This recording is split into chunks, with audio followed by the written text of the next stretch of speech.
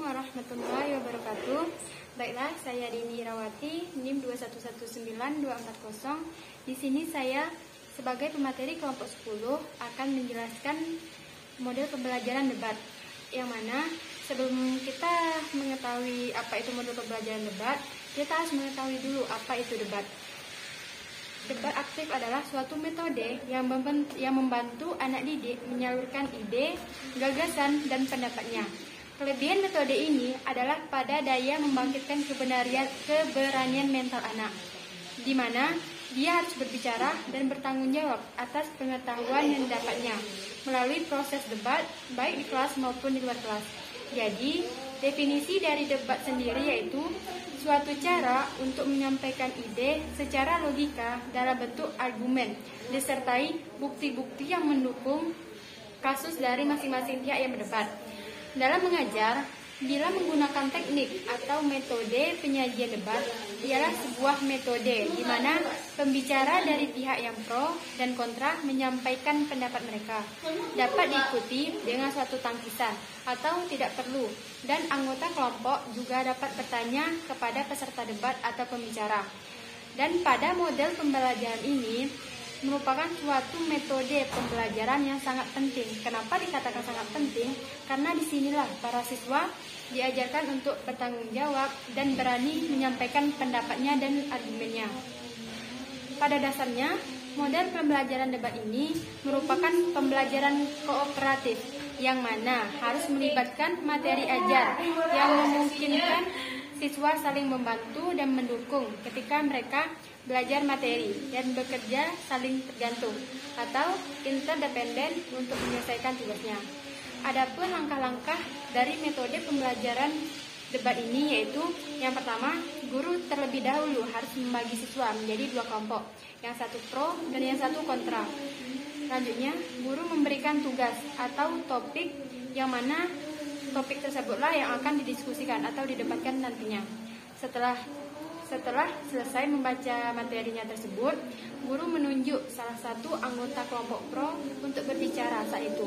Kemudian setelah ditanggapi oleh kelompok kontra, demikian seterusnya sampai sebagian besar siswa bisa mengemukakan pendapatnya.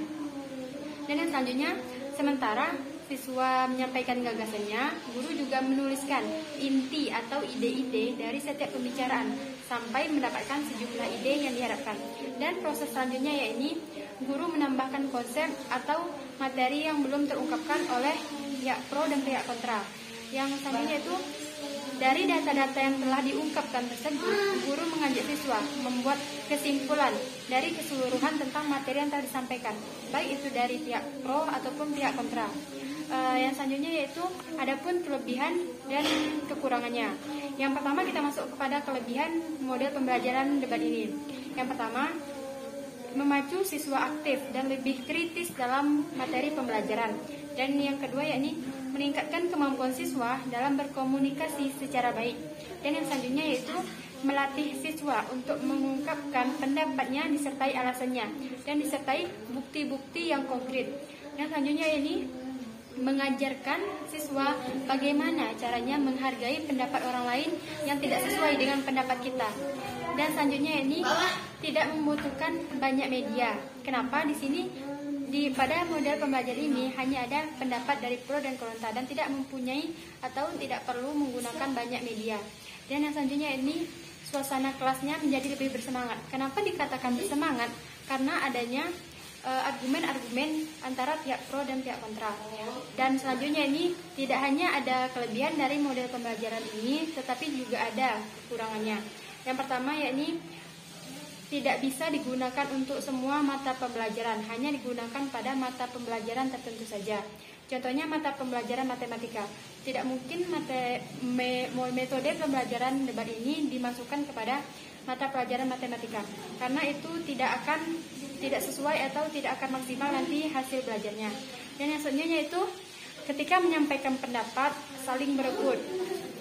Dan yang selanjutnya ini saling adu argumen yang tak kunjung selesai bila gurunya tidak menengahi.